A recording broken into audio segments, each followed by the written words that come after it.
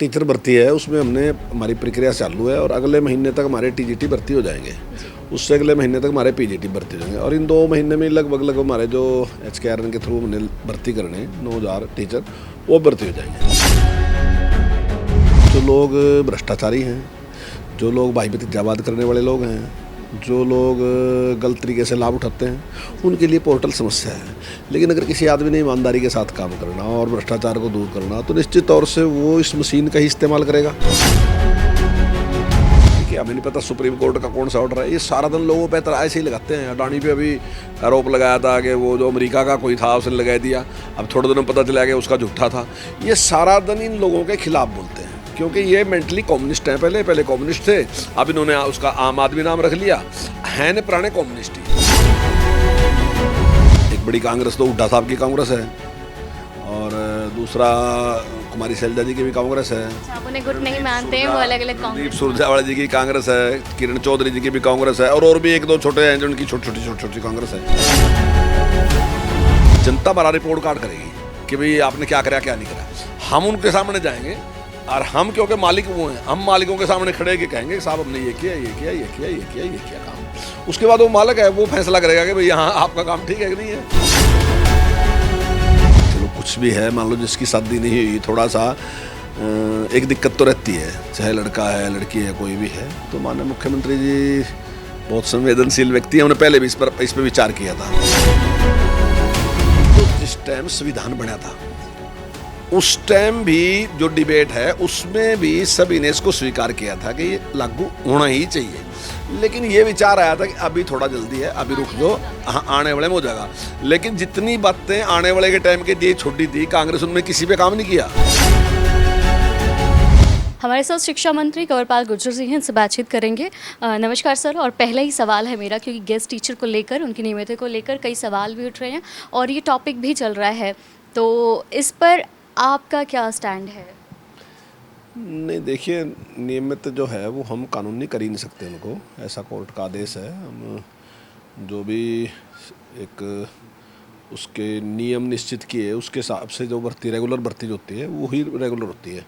अगर इस प्रकार से कोई भर्ती की गई तो उसको हम नियमित कर ही नहीं सकते हैं। तो वो नहीं है। जो जॉब सिक्योरिटी की थी उनकी बात, वो जॉब सिक्योरिटी वाला वास्तविकता में वो एक गलत तरीके से चल रहा। वो मेरे टाइम में जॉब सिक्योरिटी का विषय नहीं हो यार। जॉब सिक्योरिटी तो पिछली बार जो सरकार थी हमारी रामविलास शर्मा जी के टाइम में, उस टाइम ही जॉब सिक्योरिटी तो कर दी गई थी उनकी। तो गेस्ट टीचर की भर्तियां भी अटकी हुई है, इसी को लेकर आम आदमी पार्टी भी अब उन्होंने अपने एजेंडे में इसको प्रमुख रूप से जोड़ लिया हुआ है। जो 7 रेवड़ियां देने की बात कर रहे हैं उसमें भी कहा गया है कि जैसे हमारी सरकार आती है शिक्षा पर ध्यान दिया जाएगा, गेस्ट टीचर और टीचर्स की भर्तियाँ की जाएंगी। देखिए, कल्पना है उनकी, चाहे वो कुछ भी कल्पना करते रहो। उनकी सरकार का तो कोई कहीं है ही नहीं हिसाब किताब, कोई आने का जाने का तो कोई मतलब ही नहीं है। लेकिन जहाँ तक टीचर भर्ती है उसमें हमने हमारी प्रक्रिया चालू है और अगले महीने तक हमारे टीजीटी भर्ती हो जाएंगे। उससे अगले महीने तक हमारे पीजीटी भर्ती हो जाएंगे और इन 2 महीने में लगभग हमारे जो HKRN के थ्रू हमने भर्ती करने 9000 टीचर वो भर्ती हो जाएंगे। तो मुझे उम्मीद है कि आने वाले 2 महीने में लगभग हमारे 20000 टीचर जो हैं वो हमारे भर्ती हो जाएंगे। तो उसके बाद मुझे नहीं लगता कि कहीं टीचरों की कमी हमारे पास रहेगी। अगर कोई ज़रूरत होगी तो उसके बाद देखेंगे। और इसी के साथ ही हाल ही में मुख्यमंत्री साहब ने पोर्टल लॉन्च किया, इंतकाल पोर्टल। और पोर्टल की ही बात की जाती है तो विपक्ष हमेशा हमलावर रहती है कि मनोहर लाल की सरकार बस पोर्टलों की सरकार रह गई है। इस पर आप कैसे रिएक्ट करेंगे? देखिए, तो बहुत अच्छा है। जो लोग भ्रष्टाचारी हैं, जो लोग भाई भतीजावाद करने वाले लोग हैं, जो लोग गलत तरीके से लाभ उठाते हैं, उनके लिए पोर्टल समस्या है। लेकिन अगर किसी आदमी ने ईमानदारी के साथ काम करना और भ्रष्टाचार को दूर करना तो निश्चित तौर से वो इस मशीन का ही इस्तेमाल करेगा। क्योंकि पक्षियों के लिए ये क्यों एक मशीन जो है वो किसी के साथ भेदभाव नहीं करती। अब कंप्यूटर पे आपने एक सॉफ्टवेयर डाल दिया और सॉफ्टवेयर में आपने निश्चित कर दिया कि ये सुविधा फलाने व्यक्ति को मिलेगी, इस उस कैटेगरी में मिलेगी। तो बस आप जाओगे तो वो कोई आपके साथ भेदभाव थोड़ी करेगा, वो तो करेगा। अब जैसे अभी इंतकाल की सुविधा की, तो इंतकाल बाद में इसलिए होता था पहले कि कहीं ऐसा ना हो कि किसी ने रजिस्ट्री गलत करा ली। तो फिर उसके बाद तहसीलदार जो था वो गांव का दौरा करता था और गांव के दौरे में आके पूछता था कि भाई फलाने व्यक्ति ने ये रजिस्ट्री करा ली, किसी को इतराज तो नहीं। तो फिर वो इसलिए इंतकाल लेट होता था। लेकिन अब तो टेक्नोलॉजी है ना जी, माननीय मुख्यमंत्री जी ने उसका लाभ उठाया और माननीय मुख्यमंत्री जी ने कहा कि रजिस्ट्री को उस पर डाल दो, अब कोई भी व्यक्ति उसको देख ले। और उसके लिए टाइम निश्चित कर दिया कि भाई 10 दिन तक वो उस पर रहेगी। अब जिसने भी देखना हो देख लो, अगर किसी ने एतराज़ है तो एतराज़ कर दो तो इंतकाल रुक जाएगा, और अगर कोई इतराज़ नहीं होता तो इंतकाल हो जाएगा। तो इससे बढ़िया काम क्या है? ये तो इतना अच्छा काम है कि नहीं, मैं गया भी नहीं जिस काम के लिए मुझे इतने चक्कर काटने पड़ते थे, और कहीं उसके गलती के भी कई लोग इसको इस्तेमाल करते थे, तो सारा समाप्त कर दिया। तो माननीय मुख्यमंत्री जो सुविधाएँ करते जा रहे हैं, तो उनसे जहाँ भ्रष्टाचार भी दूर होगा और उनमें तेज़ी भी आएगी। लेकिन स्वाभाविक ये है कि जब भी आप कोई नई चीज़ लेके आओगे तो वो थोड़ा आपको दिक्कत देगी, क्योंकि आपको आदत नहीं है उसकी करने की। तो लेकिन आने वाले टाइम में बड़ी भारी सुविधा है, कोई दिक्कत ही नहीं होनी किसी को भी। जी, यानी कि हरियाणा सरकार टेक्नोलॉजी को यूज़ कर रही है और पोर्टल पे भी काम कर रही है। पर मेरा सवाल तो यही था कि जब इतनी ट्रांसपेरेंसी आ जाएगी, करप्शन में कमी आएगी, तो फिर भी विपक्ष की तरफ से हमेशा पोर्टलों पर सवाल क्यों उठाए जाते हैं? देखिए, तो बहकाने का काम करते हैं ना।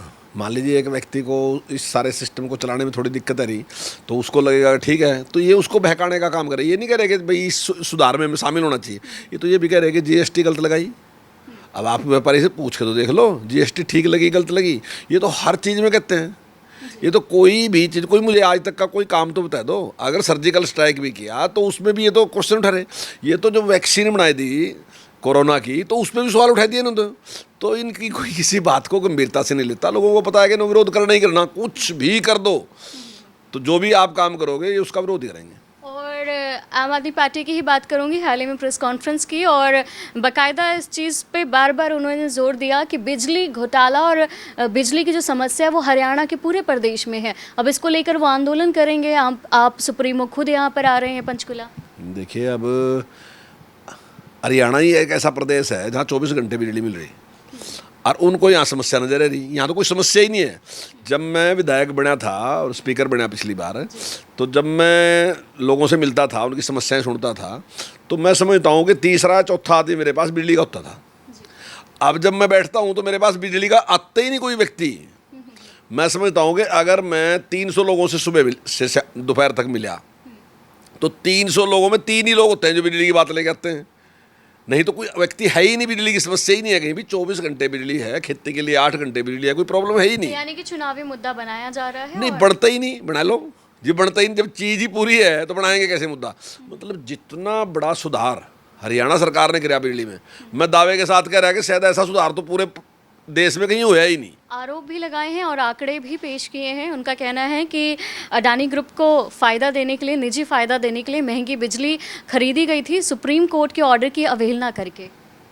देखिए, हमें नहीं पता सुप्रीम कोर्ट का कौन सा ऑर्डर है। ये सारा दिन लोगों पे तरह ऐसे ही लगाते हैं। अडानी पे अभी आरोप लगाया था कि वो जो अमेरिका का कोई था उसने लगा दिया, अब थोड़े दिनों में पता चला कि उसका झूठा था। ये सारा दिन इन लोगों के खिलाफ बोलते हैं, क्योंकि ये मेंटली कम्युनिस्ट हैं। पहले कम्युनिस्ट थे, अब इन्होंने उसका आम आदमी नाम रख लिया, हैं ने पुराने कम्युनिस्ट ही। तो जो इस तरीक़ों से कम्युनिस्ट ने बंगाल में सत्यानाश कराया, वैसे ही दिल्ली में करने लग रहे। और अब आप पंजाब में जाके देख लो, आप पंजाब में जाके देखो बहन जी, आप एक चेन चून पै के जाइए तो आपको कहने वाला मिल जाएगा, बहन जी चेन ना डाल लो, कुछ ना कुछ नशे वाला कोई गड़बड़ कर देगा, कुछ ना कुछ कर देगा। कोई कानून व्यवस्था इनके हाथ में है नहीं वहाँ ठीक ठाक। तो जहाँ जहाँ इनके हाथ में है वहाँ किसी प्रकार की कोई कानून व्यवस्था है नहीं। और अभी आपने देखा कि इन्होंने जिस प्रकार की स्थिति पंजाब में बिजली की है वो भी आपके सामने है। लेकिन हरियाणा में जब से भारतीय जनता पार्टी की सरकार बनी, तो जहाँ बिजली 24 घंटे दी, वहीं बिजली का रेट कम किया। हमने बिजली का रेट 40% घटा दिया, और उसके बाद हम 2000 करोड़ के प्रॉफिट में चल रहे इस टाइम। पिछली सरकार महंगी बिजली दे रही थी, 24 घंटे दे नहीं रही थी, 27,000 करोड़ के घाटे में थी। तो ये तो बहुत बड़ी उपलब्धि है सरकार की। आज जो लैंड लॉसेज हैं वो मेरा ख्याल है गुजरात के बाद सबसे कम जो लैंड लॉसेज हैं वो हरियाणा के हैं। इनके टाइम में तो लैंड लॉसेज जितने थे 35% से ज़्यादा लैंड लॉसेज थे। चलिए, इसी के साथ ही मैं कांग्रेस पे भी रिएक्शन लेना चाहूँगी आपका, क्योंकि कांग्रेस का भी संगठन बना नहीं है। लगातार खबरें आती हैं कि सूत्रों के हवाले से खबर है बनने वाला है, बट मीटिंग होती है और उसमें भी कहीं ना कहीं गुटबाजी साफ झलकती होती है। देखिए, कांग्रेस तो यहाँ कई कांग्रेसें हैं, तो अभी ये कह रहे कई कांग्रेसें कौन कौन से? नहीं, देखिए, अब एक बड़ी कांग्रेस तो हुड्डा साहब की कांग्रेस है, और दूसरा कुमारी शैलजा जी की भी कांग्रेस है। अच्छा, आप उन्हें गुट नहीं मानते हैं, वो अलग अलग कांग्रेस। सुरजेवाला जी की कांग्रेस है, किरण चौधरी जी की भी कांग्रेस है, और भी एक दो छोटे हैं जो उनकी छोटी छोटी कांग्रेस है। तो ये लोग क्या करते हैं कि ये एक जगह इकट्ठे नहीं बैठ सकते बिल्कुल भी।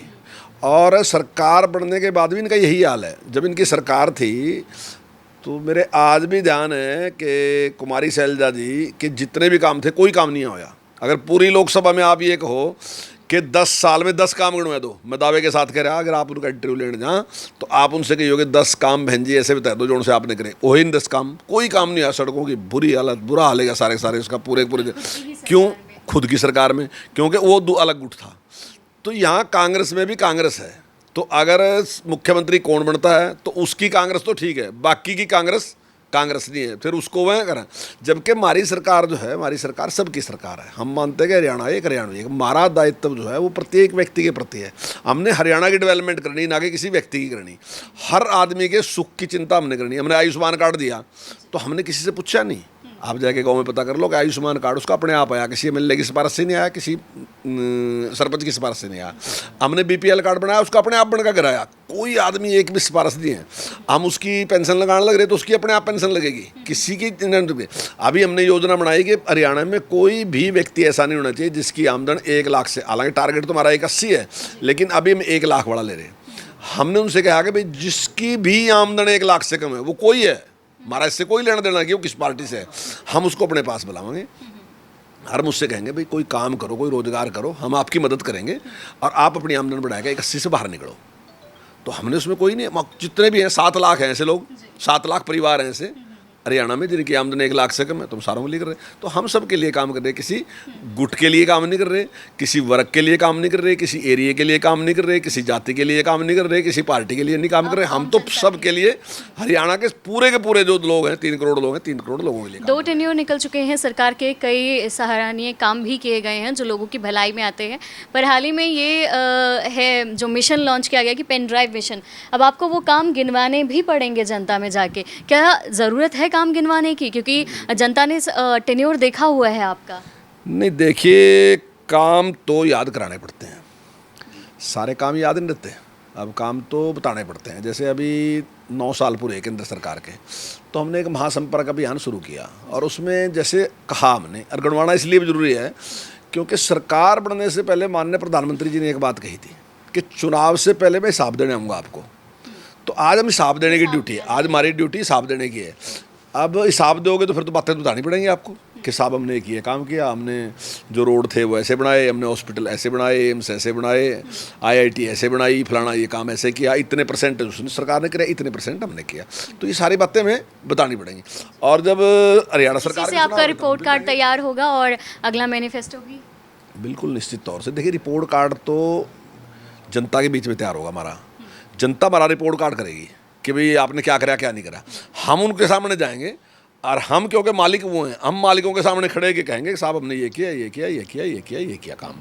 उसके बाद वो मालिक है, वो फैसला करेगा कि भाई हाँ आपका काम ठीक है कि नहीं है।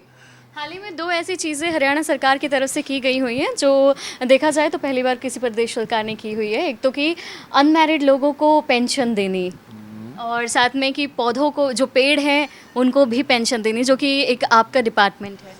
देखिए पेड़ को पेंशन का विचार मेरे मन में ऐसे आया कि एक तो जो पुराने पेड़ हैं उनको देख के आपको भी एक अलग टाइप से की फीलिंग होती होगी।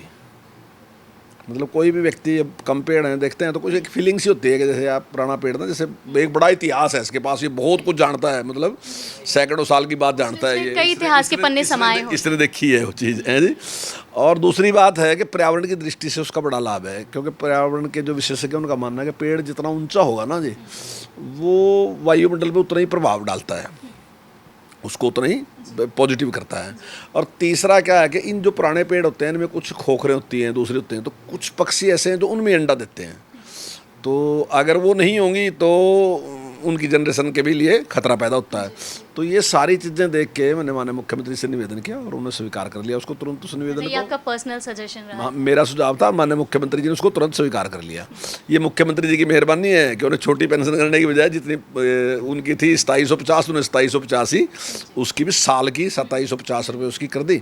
तो उसकी पेंशन इसलिए की ताकि लोग उसको ना काटें, जो छोटा मोटा उनको नुकसान होता है, छावा पड़ता है, कुछ करता है, तो उसका एक भरपाई उस साइड से होती है और फिर उस पेड़ बचेगा। और जैसे अभी माननीय मुख्यमंत्री जी ने कहा, तो ये भी जो लोग विधुर हैं या जिनकी शादी नहीं हुई, तो उनमें भी काफ़ी कुछ इस प्रकार के लोग हैं जिनको समाज की तरफ से देखा जाए तो शादी मोस्ट ऑफ केसेस में उनकी नहीं होती है जिनके पास रोजगार नहीं होता है। चलो कुछ भी है, मान लो जिसकी शादी नहीं हुई, थोड़ा सा एक दिक्कत तो रहती है, चाहे लड़का है लड़की है कोई भी है। तो माननीय मुख्यमंत्री जी बहुत संवेदनशील व्यक्ति हैं, उन्होंने पहले भी इस पर विचार किया था, लेकिन एक बार उसको पिछली उसमें भी विचार किया था। तो अब की बार भी नहीं, 45 से बड़ा है, जो 45 से 60 तक जो है उनके लिए किया। जी मैं यही दोबारा इसी सवाल पे ही आऊँगी, क्योंकि आम आदमी पार्टी का भी था कि पेंशन की जगह अगर रोजगार के मौके दिए जाएं तो पेंशन देने की ज़रूरत नहीं पड़ेगी। रोजगार बिल्कुल हरियाणा में ठीक है, कोई दिक्कत नहीं है। अब ये जो लोग बातें करते हैं, अब इन्होंने कहा कि भाई नौकरी दी, तो इन्होंने जितनी नौकरी दी 10 साल में उससे ज़्यादा हमने अभी तक दे दी, लगभग उनसे 25-30% हमने ज़्यादा दे दी अभी तक। मैं दावे के साथ कह रहा है कि जब हमारा कार्यकाल 10 साल पूरा होगा, इनसे दुगनी नौकरियाँ हम तब तक दे देंगे, दुगनी जितनी इन्होंने दी इनसे दुगनी दे देंगे। हम डेवलपमेंट इनसे 3 गुना और नौकरियां 2 गुना कर देंगे। और जो दूसरे जो 7 रेवड़ियां हैं जो फ्री बीज बांटी जाती हैं, उनका कोई असर जनता पे नहीं होगा। नहीं, देखिए फ्री हमने भी कुछ चीज़ें दी, ऐसी बात नहीं है फ्री दी, लेकिन हमने दी कि आवश्यकता किस चीज़ की है। अब हमने टैब दिया, फ्री दिया हमने टैब, हमने फ्री दिया टैब बच्चे को, लेकिन हमने चुनाव में नहीं उसके साथ वादा करा। हमने देखा कि आज बच्चे को ज़रूरत है टैब की, हम उसको दें, क्योंकि अगर उसको हमने टैब नहीं दिया और उसने टेक्नोलॉजी नहीं सीखी तो कल वो पीछे रह जाएगा। वो नहीं पीछे रहता, देश पीछे रह जाएगा। तो अगर वो बच्चा पीछे रह गया तो हम ही पीछे रह जाएंगे सारे। तो हमने उसका निर्णय बीच में लिया। तो ऐसे ही और निर्णय भी हमारे हैं, जैसे बिजली का था, बिजली का एक सुधार करना था। एक तरीका है कि बिजली के बिल सारे माफ़ कर दो, हमने नहीं बिजली का बिल किसी का माफ़ किया, लेकिन हमने कहा कि भाई अगर सब लोग बिजली का बिल भर देंगे और अपना मीटर बाहर निकाल देंगे तो हम 24 घंटे बिजली देंगे, और उसके साथ ही हम बिजली के रेट भी हमने कम कर दिए। लेकिन कुछ गरीब लोग ऐसे थे जिनके पास इतने साधन नहीं थे, वो डिफ़ाल्टर रह गए थे, बिजली का बिल ज़्यादा आया तो दे ही नहीं सक रहे थे। हमने कहा कि भी जितनी बिजली आपने खर्च करी बस सिर्फ उसके पैसे दे दो, बाकी की जरूरत नहीं, कोई पेनल्टी नहीं, कोई फाइन नहीं, कुछ नहीं है आपका, सिर्फ वो दो जितनी आपने खर्च कर रखी। हमने एक अच्छी आदत बनाई उसकी और उन्होंने दे दिया। हमने बिजली 24 घंटे कर दी। हमने किसान को कहा ये कह रहे जी सारा कर्जा माफ़ कर दो, कराया तो नहीं कर्जा माफ़, झूठ बकाते हैं हर बार, कभी कर्जा माफ़ नहीं कराया। लेकिन हमने किसान से कहा कि भाई जो आपने मूलधन लिया था आप वही मूलधन वापस कर दो ना। आपने अगर 5 साल पहले पैसे लिए थे तो वो वापस कर दो। मनोहर सरकार जनता को फ्री की आदत नहीं लगाना चाहती है। हमने कहा कि जितना आपने लिया था पैसा उतना ही पैसा हमारा वापस कर दो, ब्याज हम सारा माफ़ कर देंगे। और हमने 1100 करोड़ माफ़ कर दिए, लेकिन हमने उसकी आदत भी अच्छी बनाई और पैसे माफ़ कर दिए, उसकी मदद भी कर दी। तो हम तरीके से मदद कर रहे, किसान की भी, गरीब की भी, मजदूर की भी, विद्यार्थी की भी, सबकी मदद हम कर रहे। फ्री हम भी कर रहे, लेकिन हम ऐसा फ्री कर रहे जिससे एक अच्छा मैसेज जा रहा, लोग भी अच्छी उसमें जा रहे हैं और वो भी समझते हैं कि ठीक है। अब माननीय मुख्यमंत्री जी ने एक बात कही थी, हम ऐसे से रिस्क भी लेते हैं, हम ऐसा नहीं है कि खाली लालच की बातें कहते हैं। माननीय मुख्यमंत्री जी ने कहा कि जहाँ धान पानी बहुत गहरा चला गया तो मेरा निवेदन आएगा धान ना लगाओ। सबने विरोध करा, कांग्रेस ने उसका विरोध कर दिया, लोकदल ने उसका विरोध कर दिया, किसान यूनियन ने उसका विरोध कर दिया, हमने वापस ले लिया। यानी कि विरोध बस राजनीतिक पार्टियों की तरफ से ही होता है, जनता हमने नहीं, उन्होंने विरोध कर दिया, हमने वापस ले लिया। लेकिन माननीय मुख्यमंत्री जी लोगों के बीच में गए वहाँ और लोगों से कहा कि भाई अगर पानी नहीं रहेगा तो अगली नस्ल का क्या होगा। लोगों ने कहा जी बिल्कुल आप सही बात करें, आप अच्छे इंसान हैं और आप अच्छी बात करें। उन्होंने कहा जी हम आपकी बात से सहमत, हम आपके साथ हैं। 1 लाख एकड़ में जहाँ धान लगना था उन्हें सबने लिख के दिया जी हम नहीं लगाने के धान, हम इसमें मक्की बोएंगे, हरर बोएंगे, कुछ भी बोएंगे, लेकिन आप अच्छे इंसान हैं, आप अच्छी बात करें, हम आपके साथ हैं। और उन्हें इनके बिना कर दिया, अब ये क्या करेंगे। अच्छा, जाते जाते 1-2 सवाल रहेंगे मेरे। एक तो यूसीसी पर आपका क्या स्टैंड है? देखिए ये तो बिल्कुल लागू, ये अब नहीं, ये तो जिस टाइम संविधान बना था उस टाइम भी जो डिबेट है उसमें भी सभी ने इसको स्वीकार किया था कि ये लागू होना ही चाहिए। लेकिन ये विचार आया था कि अभी थोड़ा जल्दी है, अभी रुक जाओ, हाँ आने वाले में हो जाएगा। लेकिन जितनी बातें आने वाले के टाइम के लिए छोड़ी थी कांग्रेस, उनमें किसी पे काम नहीं किया। आने वाले टाइम के लिए 370 भी छोड़ी थी। पंडित जी ने तो ये कहा था लोकसभा में कि आंशिक है, शब्द भी आंशिक ही है, वहाँ आंशिक है, थोड़ी देर के लिए है, समाप्त हो जाएगी। लेकिन तो आज हम समाप्त कर रहे हैं, उसका विरोध कर रहे हैं। और इसमें भी यही हाल है इनका कि भाई ये जरूरत है। और हम नहीं, सुप्रीम कोर्ट बार बार पूछ रहे आगे कब लागू करोगे, तो हम उसको लागू कर रहे हैं। और वो मैं समझता हूँ ये तो सबके लिए खुशी की बात है। आम तौर पे जहाँ अल्पसंख्यक होता है वो डिमांड करता है कि हमारे जो अधिकार हैं वो उसी प्रकार के होने चाहिए जो बहुसंख्यक के हैं। तो यहाँ तो हम तो यही कह रहे हैं कि हमारे लिए एक कंफ्यूजन जो लोगों में क्रिएट हो रही है वो ये है कि ये उनके जो धार्मिक सोच है, जो रिलीजियस फ्रीडम मिली हुई है, उस पर अटैक होगा। बिल्कुल नहीं होता, कोई अटैक नहीं होता। आप 5 टाइम नमाज पढ़ो, आप अपने रोजे रखो, आपने जो काम करना वो करो, कोई दिक्कत नहीं। कोई दूसरा अगर है वो भी अपने सारे काम करो। ये तो कानून की बात है, उसमें लागू होगा। अब कोई आपको कोई इस तो रोकता नहीं कि आप धार्मिक कैसे करोगे कैसे नहीं करोगे। और वहाँ तो एक ही है, हमारे तो हिंदुओं में तो अपने आप ही 50 हैं। तो कोई हनुमान जी का भगत है, कोई देवी का भगत है, कोई गुग्गे का भगत है, कोई किसी का भगत है, कोई किसी का भगत है, कोई खाटू श्याम जी का भगत है। यहाँ तो हर तरीके की पूजा करने की भी हर तरीके की, हाँ। तो यहाँ तो इतनी भिन्नताएं हैं कि बेहिसाब भिन्नताएं हैं। हर आदमी का अपना अपना तरीका है मानने का परमात्मा को। और परमात्मा को ऐसा है भी नहीं कि जिसको एक ही तरीके से आप मान लो, आपका जैसे लगता है, आपको जहाँ शांति मिलती है वैसे ही मान लो। और हमने कभी इस देश में कभी भी, आज नहीं, कभी भी जब से दुनिया बनी होगी तब से इस देश में कभी भी धार्मिक आधार पर के किसी के साथ भेदभाव कम से कम हिंदू ने कभी नहीं किया। जी, लास्ट सवाल है जाते जाते कि इलेक्शन मोड 2024 में अभी से ही शुरू हो चुका है वैसे तो, और आप लोगों को एक कॉपी भी थमा दी गई है कि अब आपने जनता के सामने जाना है, अपने कामों को गिनवाने हैं और जनता से मार्क्स लेकर आने हैं। स्ट्रैटेजी वगैरह तैयार कर ली है आपने, किस तरीके से आप जनता के रूबरू होंगे? हाँ नहीं, देखिए, महासंपर्क अभियान हमारा चल रहा है, आप जनता के बीच में जा रहे हैं। और लगभग हमारा वो सारा का सारा हमने पूरा कर लिया महासंपर्क अभियान। और इसके अलावा और भी पन्ना प्रमुख दूसरे पार्टी के और सारे काम है। और ये तो स्वाभाविक ही है कि जब चुनाव नज़दीक आएगा तो हालांकि भारतीय जनता पार्टी में पूरे 5 साल संगठन काम करता रहता है, ऐसा नहीं है कि उसी टाइम तक काम करता है। लेकिन स्वाभाविक है जैसे चुनाव नज़दीक आएगा थोड़ी गतिविधियाँ और ज़्यादा बढ़ जाती हैं। तो हम बिल्कुल तैयार हैं और जितने काम हमने किए उसके आधार पे हमारा पूरा विश्वास है। जिस निष्पक्षता के साथ हमने काम किए तो हमें पूरा विश्वास है कि जनता का जो आशीर्वाद है वो भारतीय जनता पार्टी को मिलेगा। एक लास्ट सवाल रहेगा मेरा उचाना सीट को लेकर और चौधरी वीरेंद्र जी को लेकर, क्योंकि जिस तरीके से वो बयानबाजी करते रहते हैं और कई बार वो सरकार के अपोज में भी बोल देते हैं। हाल ही में मुलाकात हुई, उस मुलाकात के भी कई मायने निकले थे, गठबंधन तोड़ने को जो कि संकेत दिया जा रहा था। इस पर आपका क्या स्टैंड है? नहीं, देखिए, वो उनकी व्यक्तिगत राय है, बड़े लीडर हैं बहुत, और उनकी ये व्यक्तिगत राय है। लेकिन पार्टी के निर्णय जो है वो हाईकमान लेता है, जो भी निर्णय पार्टी लेगी उस पर। जी, बहुत बहुत शुक्रिया हमारे साथ बातचीत करने के लिए। तो हमारे साथ थे शिक्षा मंत्री कंवरपाल गुर्जर जी, जिन्होंने कई विशेष मुद्दों पर बातचीत की है। आपने सुना उनका क्या कहना है। कैमरा पर्सन मुकुल के साथ Poonam Bhargava, the summer news, Chandigarh.